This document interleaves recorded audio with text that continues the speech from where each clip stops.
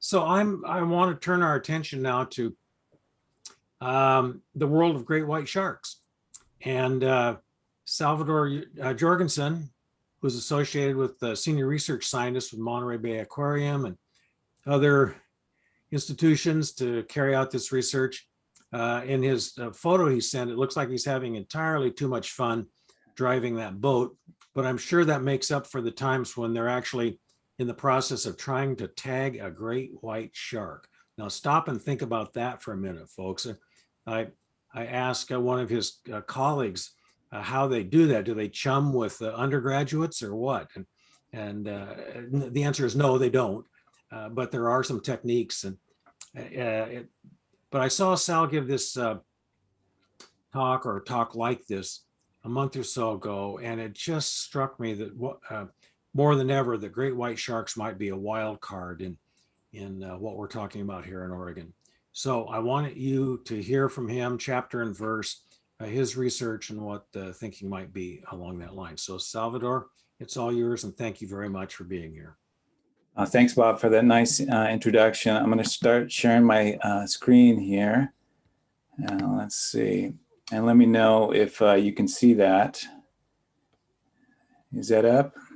Yes, we can see that. Okay, great. Not full screen mode yet, but there you go.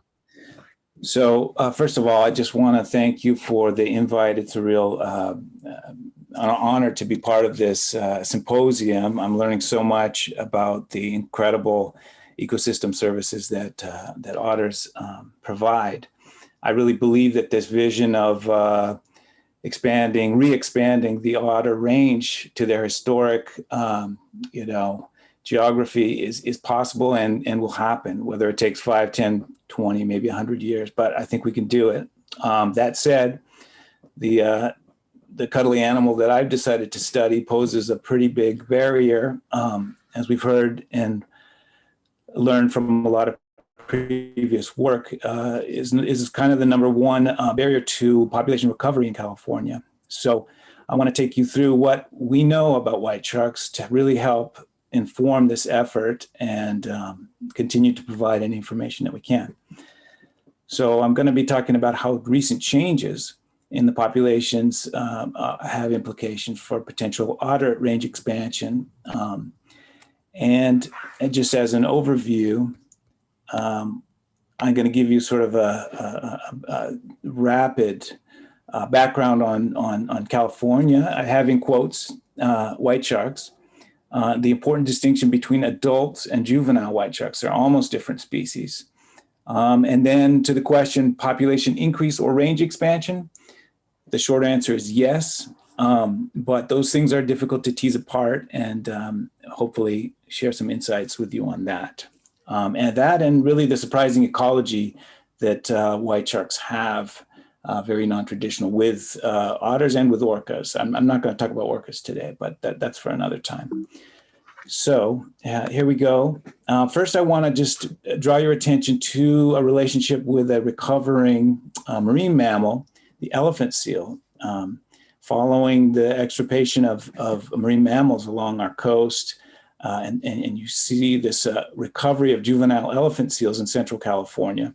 This was followed by, with some lag, new observations of white sharks coming online. This is from the Farallon Islands. So I think there's 2 points here. One is that we were not sure whether these white sharks are new. This was a population increase, or whether they were eating something else in their diverse diet while there were no marine mammals. But there is a very tight and important relationship with marine mammals, and especially juvenile elephant seals. Now, the problem is, I think, really can be summed up with this slide, the problem for sea otters. And it comes down to hasty choices. Both elephant seals, the preferred diet, and otters are diving marine mammals that spend time at the surface, where they're often picked up by white sharks. The difference is one insulates with blubber. This is the butterball, and one insulates with hair. And this has no real caloric value for white sharks. And therefore, for all we know they're never actually eaten. They're just unfortunate bystanders. It's a disappointment for everyone, especially the otters. So it's puzzling. Now, let's talk about the differences between adults and juveniles. And here's a picture for scale. This is a 17-foot boat. And large white sharks are mammal eating. They have extensive migrations up and down the coast and go seasonally offshore.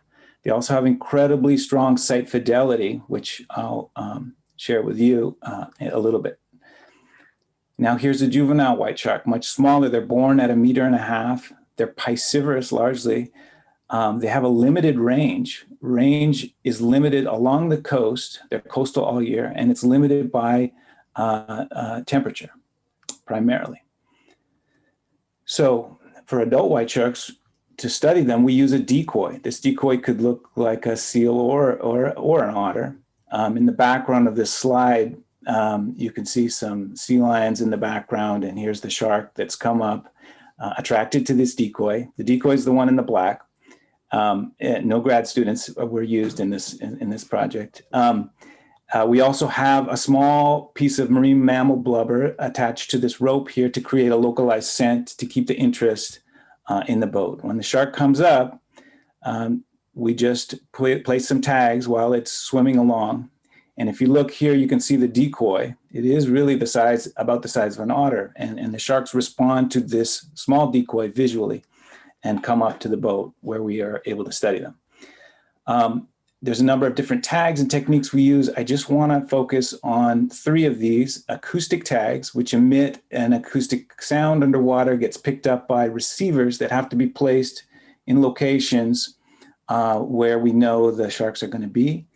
There's the pop-up archival tag. This is a tag. Once it's on the shark, we don't hear from it until the pop-up date, when it releases, floats to the surface, and begins uploading its archive data via satellite. And then we have the fingerprint of the white shark, which is its fin.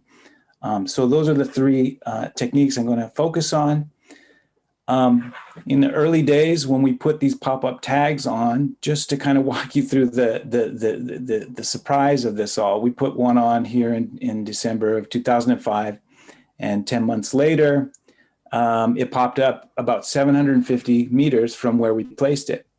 And so, you could conclude from that the shark never moved in the entire season. But in fact, the archival data showed us that this shark made an incredible migration out to Hawaii and back to the same spot, the same hunting hole, as it were, almost a year later. And so when we compiled all the pop-up satellite tag data, each point here is a daily acquisition estimate for a shark. You can see that these sharks range all the way up into Washington and up into this part, but largely they're focused in 3 areas: this coastal part of North America, the Hawaiian island chain all the way out to Midway, and this area here, this mysterious area we call the White Shark Cafe. We're going to be focusing at the coast, and when these sharks return, this data set is comprised of many, many return journeys like the one I showed you.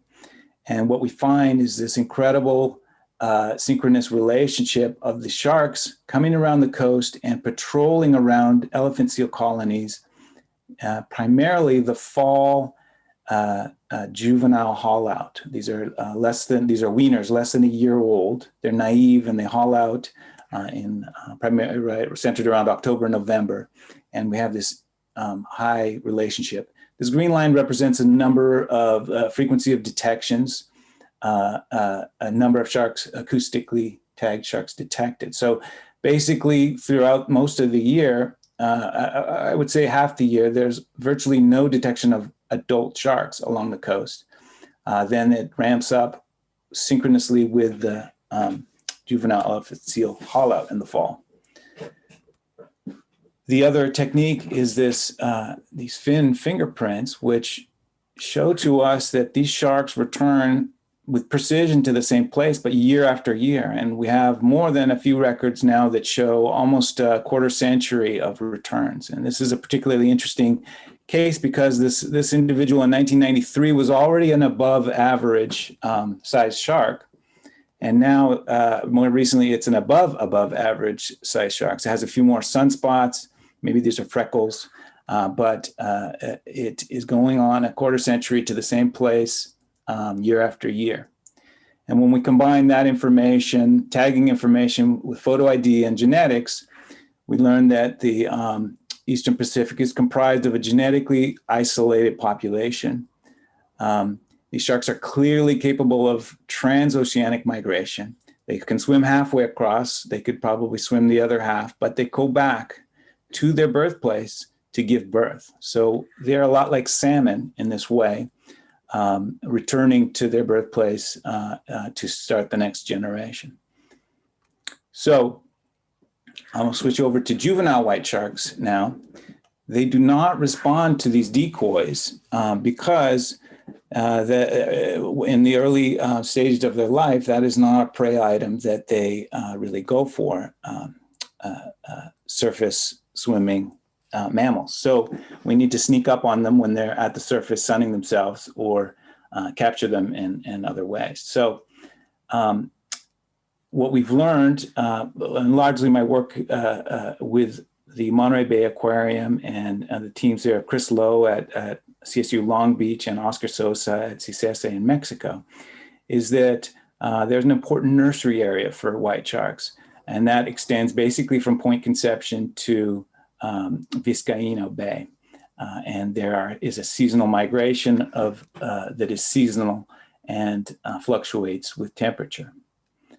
Now, temperature plays a huge role, as I mentioned, and I just told you that white sharks are like salmon, and now I'm going to tell you that white sharks are more like mammals because they are endotherms. They have a warm internal temperature, a core temperature around 25 degrees at their center, and it's very difficult as a fish to be an endotherm because your gills are in constant high contact with cold water. So when you're a small white shark, you are much more vulnerable with your high surface to volume ratio.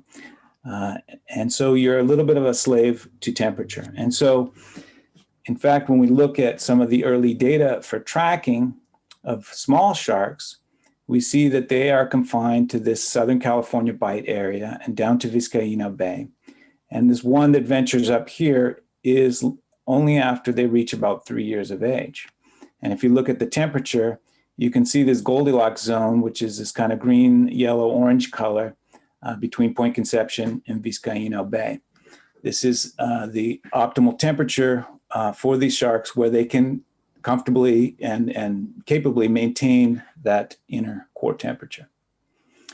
And so kind of as a summary for the juveniles and adults, we have adults in this colder area of Central California. They're going out to the cafe in Hawaii and back.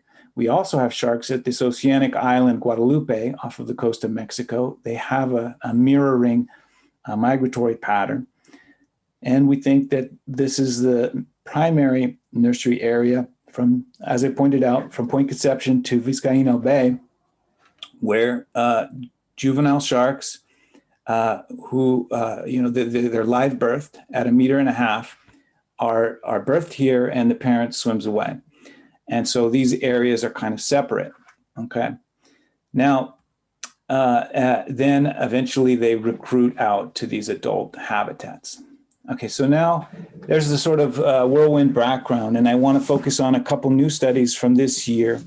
One is an update on our regional abundance estimate in Central California, showing some population growth signs here of adults. And this study looking at the juvenile range shift, northward, poleward range shift that's driven by climate change. So first, let's start with the population estimate. We use visual mark recapture using photos at these sites where these are seal rookeries, and this is San Francisco, and we have Point Reyes and Tomales, Farallon Islands, and Año Nuevo. And we have a collection of nearly 4,000 IDs to date, and we're counting, and we have a high recapture rate.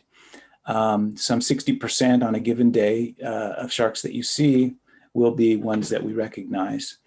And so we use, a variety of methods, including machine learning, to match these fins.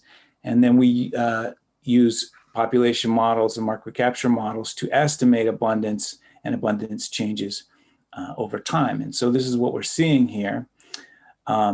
And this is broken up by demographics. The green, let's see, this salmon color is adult females. The green color is adult males. Then we have subadult females in blue, and the last color is purple. That would be the subadult males. And so we see some general increasing, but particularly among the adult males, and more slope on the adult females. But so are these results significant? To really look at that, we had to do some bootstrapping. I'm not going to get into the technique, but I'll point out that it's not every demographic group that we are seeing clear signs of increase. It's mainly among adult females and adult males that we're seeing this increase.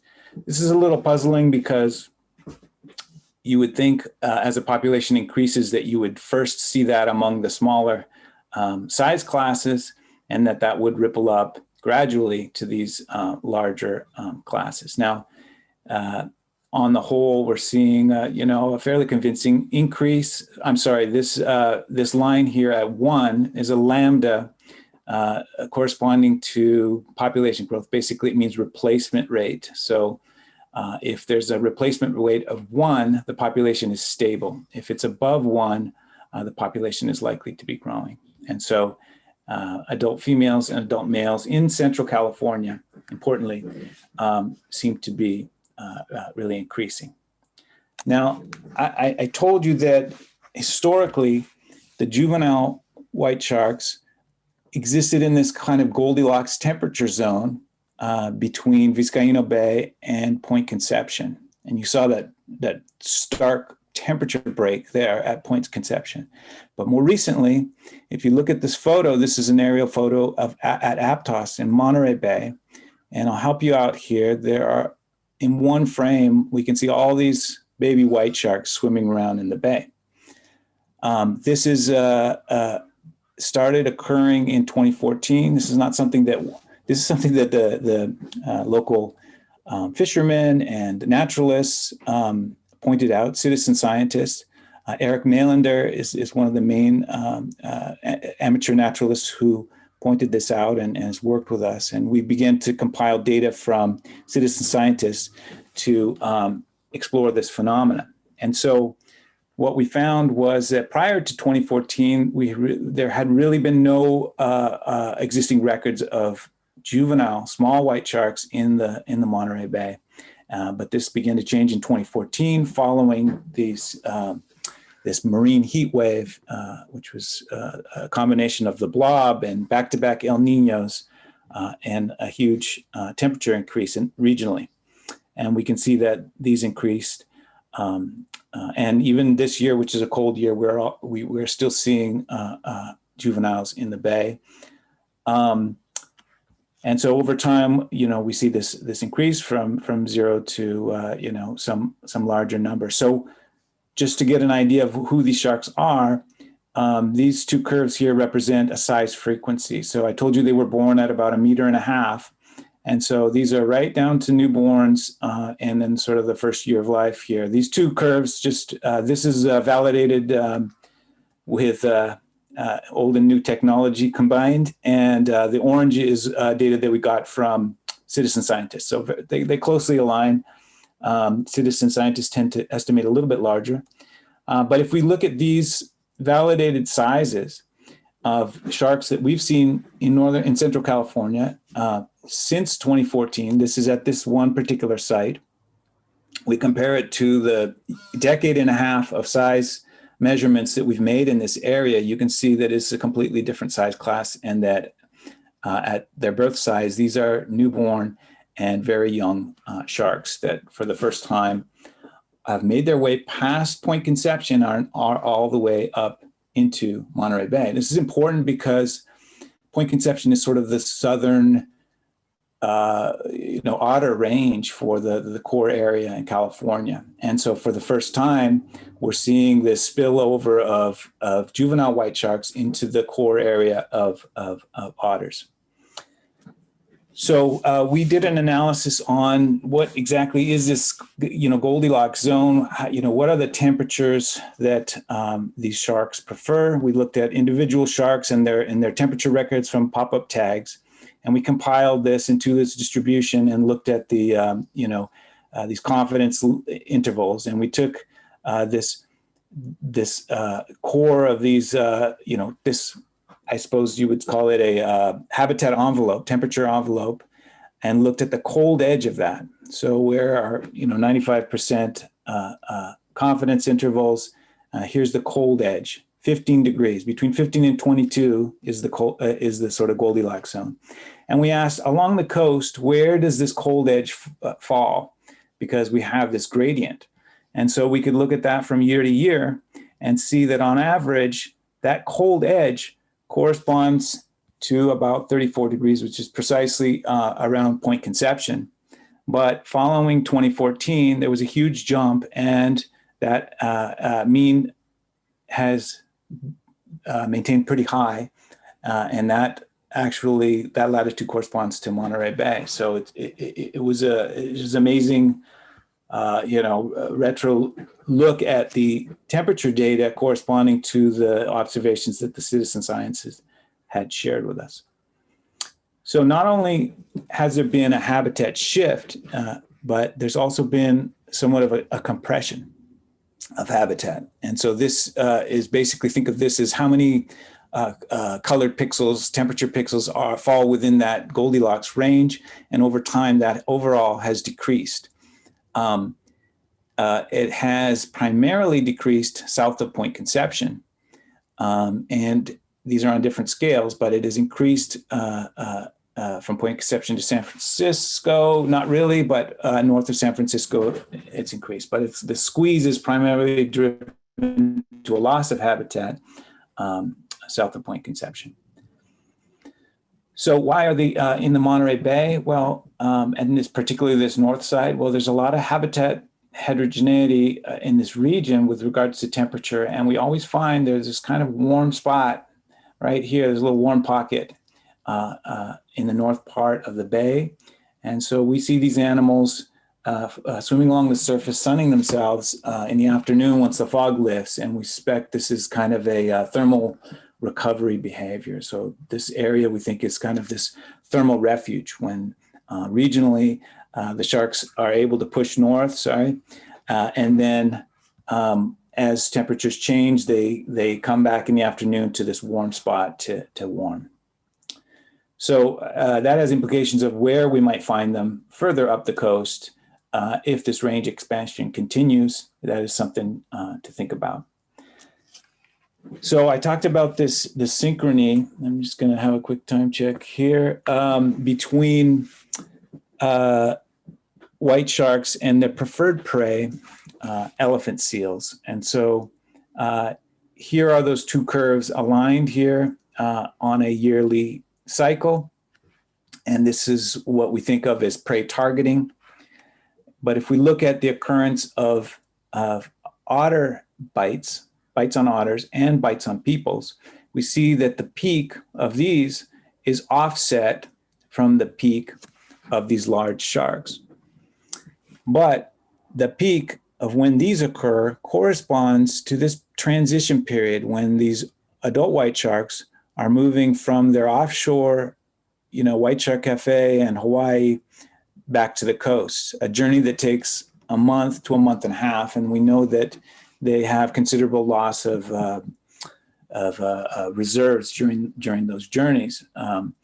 And so this approach is sort of the best we can do to sleuth out who is responsible for this. And we think that this implicates adult white sharks to a certain extent. First, human reports are largely from large sharks.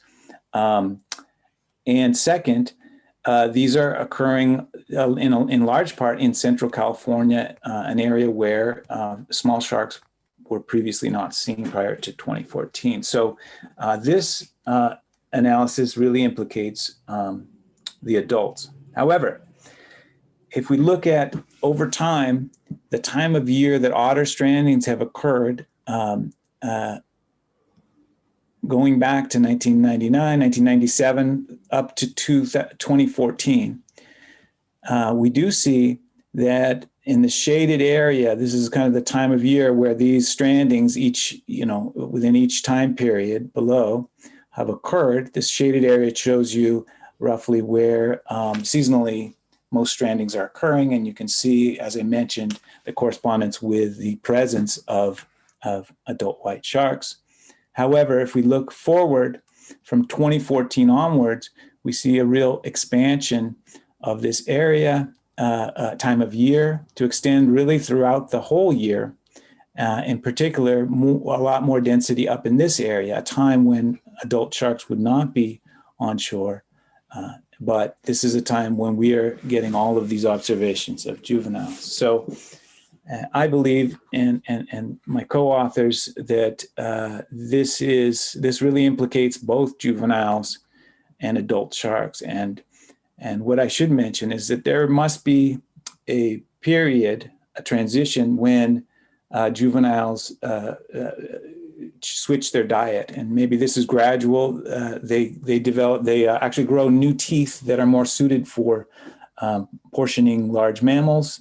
They lose their pointy teeth and grow more serrated, broader teeth.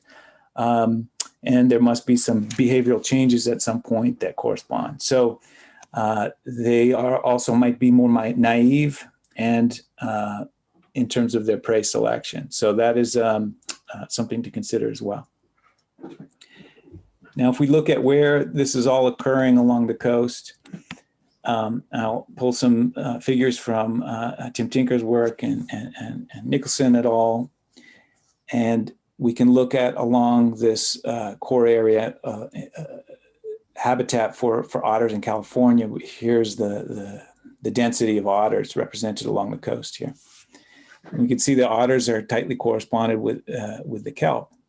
And we see where the shark bites are occurring are A, on the range peripheries, and B, outside of the thick kelp canopies. So almost invariably, where there's a lot of kelp, there are very few otter strandings from shark bites.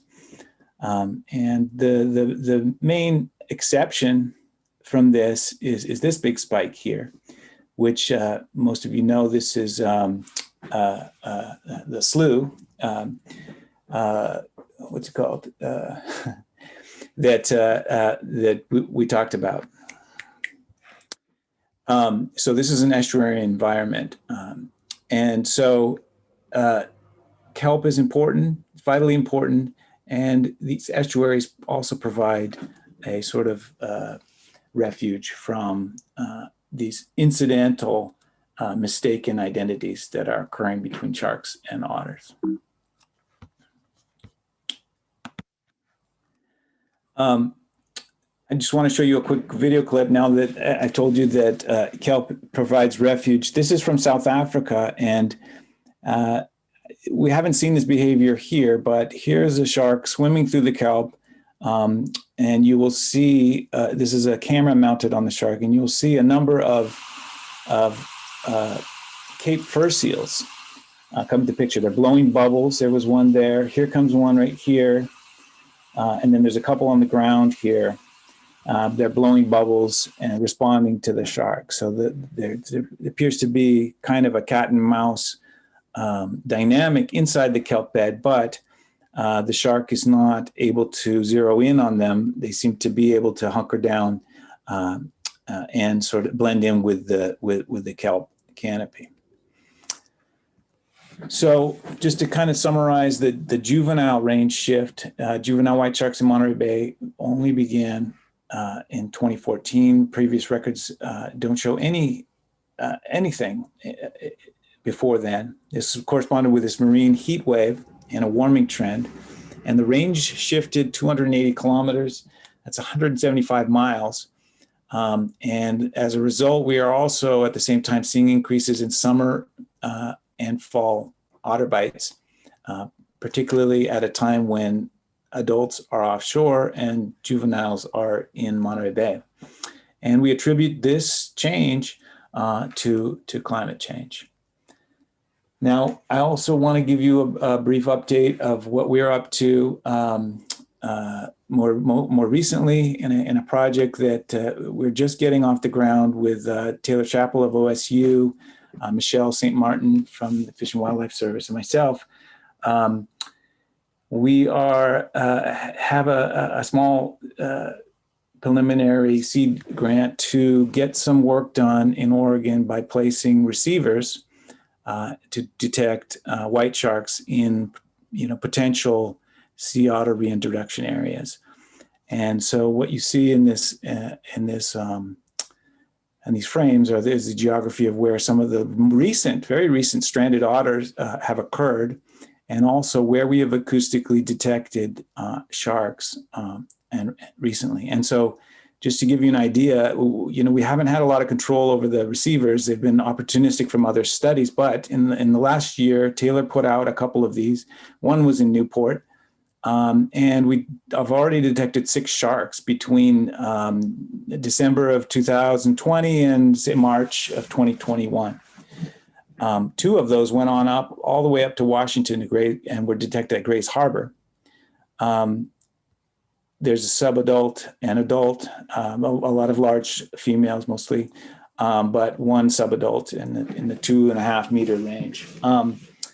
So these are all coming from California, and our hope is to be able to tag some of the sharks in Oregon, because as we see that strong site fidelity to California, there may be local populations in Oregon that may not even come down to California, so we may be missing a large part of this, but we really know nothing about how many there might be. And what we really want to do is find out where some of the sort of hotspots are. Are they moving through? Why is this going backwards here? Here we go. Or are there sort of these persistent areas the way there are in California? So in conclusion, as far as relevance, the shark increase is concerning in Central California. We don't totally know if this is a regional shift or whether this is a population increase. Some of the signs are a little preliminary, I would say still, but certainly in Central California, they're increasing. There's a shift north on the juvenile cohort. That's very obvious. That could continue. And I think the work highlights the importance of kelp and estuarine refuges for consideration.